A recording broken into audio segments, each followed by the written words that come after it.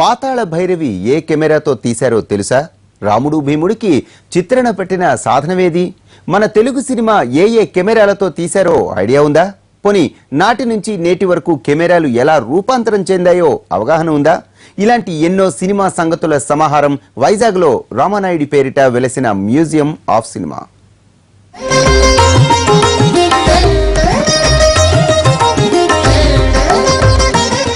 Cinema 2.5 గంటల visual wonder. ఆ అద్భుత ఆవిష్కరణకు 24 కళలే ఆధారం. తెరపై కనిపించే ఆ సుందర దృశ్యాల వెనక ఎంతో మానవ మేధస్సు, మరెంతో యంత్ర సామాగ్రి తాకి ఉంటుంది.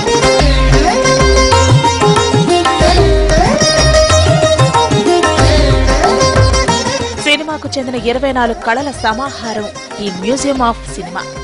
దశాబ్దాల పాటు సినిమాలు తీసిన మూవీ మొఘల్ రామానాయుడు తన మరణం తర్వాత కూడా ప్రేక్షకుల మదిలో నిలిచే ఉంటారనడంలో సందేహం లేదు.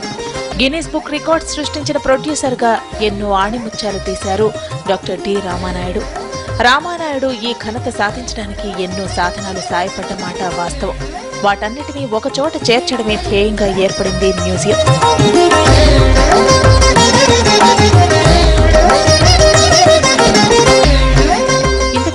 ఈ మ్యూజియం ఎక్కడుందో తెలుసా?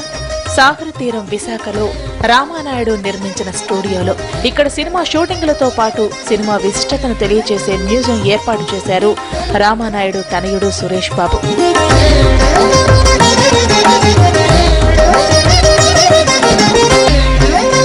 మిచెల్ ఇదేం ఇంగ్లీష్ సినిమా పేరు కాదు.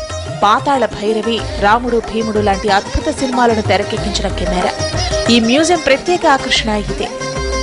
ఈ కెమెరాతో పాటు 90 ఏళ్ల క్రితం మూకీ సినిమాకు పనిచేసిన ఆరి 11CBV, ఆరి 11C వంటి బ్లాక్ అండ్ వైట్ కెమెరాలు సైతం దర్శనమిస్తాయి ఇక్కడ.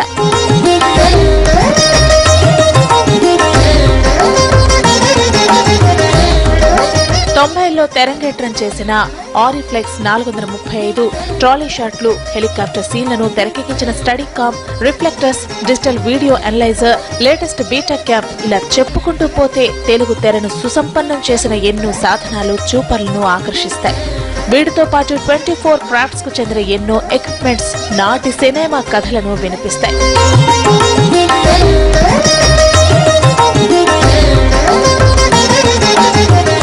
టెంకాయ టు గుమ్మడికాయ, క్లాక్ కొట్టిన దగ్గర నుంచి పేకప్ చెప్పే వరకు సినిమా నిర్మాణంలో వాడిన ప్రతి సాధనం ఇక్కడ ప్రదర్శించాలనుకుంటున్నారు మ్యూజియం నిర్వాహకులు. ఒకప్పుడు షూటింగ్ చేశాక ఆ ఫిలిం ని ఎంతో భద్రంగా దాచుకోవాల్సి వచ్చేది. నెగిటివ్లు దెబ్బతినకుండా చూసే film coating machine, film winder, silver screen పై ఎన్నో అద్భుతాలు ఆవిష్కరించిన ఎన్నో రకాల ప్రొజెక్టర్లు ఇక్కడ చూడొచ్చు.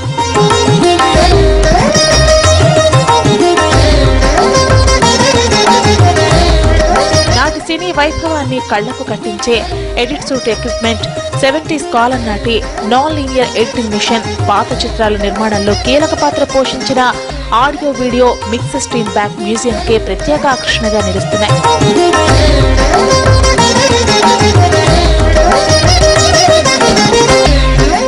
డిజిటల్ టెక్నాలజీతో కొత్త పుంతలు తొక్కుతున్న కొత్త సాంకేతిక పరిజ్ఞానం సైతం ఇక్కడ దర్శనమిస్తుంది. Audio mix visualization latest trend. ఇందుకోసం వాడే projector, sound analog recorder, magnetic రికార్డర్లు మ్యూజియం కే స్పెషల్ అట్రాక్షన్ గా నిలుస్తున్నాయి. ఇకపై సురేష్ ప్రొడక్షన్స్ బ్యానర్ పై నిర్మితమయ్యే పరికరాలు, కాస్ట్యూమ్స్ తదితర జ్ఞాపకాలను సైతం మ్యూజియం కే తరలిస్తామంటున్నారు నిర్మాత సురేష్ బాబు. మనకి ఫిల్మ్ ఇండస్ట్రీలో ఎవరికి సామాన్ దాచుకునేది అలవాటు లేదు. మన హిస్టరీ ఏంటో మర్చిపోతున్నాం. కెమెరాలు ఇప్పుడు మీరు చూస్తున్నారు, ఇవి కెమెరాలు పాతాళ భైరవి, మాయాబజార్ తీసిన సినిమాలు, రాముడు భీముడు తీసిన సినిమాలు, కలిసి ఉన్నారా తీసిన సినిమాలు, ఈ కెమెరాలంతా ఇప్పుడు అయిపోయి కొత్త డిజిటల్ కెమెరాలు వచ్చేసినాయి. So just to maintain the history of film equipment, అసలు మనం ఎలా సినిమాలు తీసేవాళ్ళం, ఏం ఎక్విప్మెంట్లతో తీసేవాళ్ళం, ఇప్పుడు మళ్ళీ ఎలా ఎక్విప్మెంట్లో తీస్తున్నాం. 1917 కాలం నాటి కెమెరాల నుంచి ప్రజెంట్ వాడుతున్న డిజిటల్ టెక్నాలజీ వరకు ఈ మ్యూజియంలో చూడొచ్చు. మన 100 ఏళ్ల సినీ ప్రస్థానం గురించి స్పష్టంగా తెలుసుకునేలా ఏర్పాట్లు చేస్తున్నారు నిర్వాహకులు. అంతేకాదు వీటితో పాటు సురేష్ ప్రొడక్షన్స్ బ్యానర్ పై నిర్మించిన చిత్రాలకు చెందిన స్క్రిప్ట్లను సైతం ఇక్కడ ఉంచితే మరింత బాగుంటుందని అంటున్నారు పలువురు. మ్యూజియంలో నేను ఆశించేది ఏంటంటే, ఇంతవరకు సురేష్ బ్యానర్ మీద ఎన్ని చిత్రాలు అయితే, ఎన్ని లాంగ్వేజ్ల్లో అయితే వచ్చినాయో ఆ స్క్రిప్ట్లన్నీ కూడా ఇక్కడ భద్రపరిచినట్టయితే ఒక లైబ్రరీలా ఏర్పాటు చేసినట్లయితే ఆ లైబ్రరీకి వచ్చి ఎవరైనా స్క్రిప్ట్ ట్రైనింగ్ లాగా కావాలి అనుకునే వాళ్ళకి ఒక టీచర్ లేకుంటే ఇక్కడ కూర్చొని చదువుకున్నట్టయితే వాళ్ళకి అది అర్థమవుతుంది. అలా చేసినట్టయితే ప్రత్యేకించి స్క్రిప్ట్ ట్రైనింగ్ అక్కర్లేదనేది నా అభిప్రాయం. బాలీవుడ్ కేంద్రమైన ముంబైలో మాత్రమే సినీ మ్యూజియం ఉంది. ఆ తర్వాత విశాఖలో మాత్రమే ఇలాంటి మ్యూజియం ఏర్పాటు కావటం తెలుగు సినిమాకు గర్వకారణం. కాబట్టి ఈ మ్యూజియం భావితరాలకు మరిన్ని సినీ సేవలను, సమాచారాన్ని అందించాలని ఆశిద్దాం.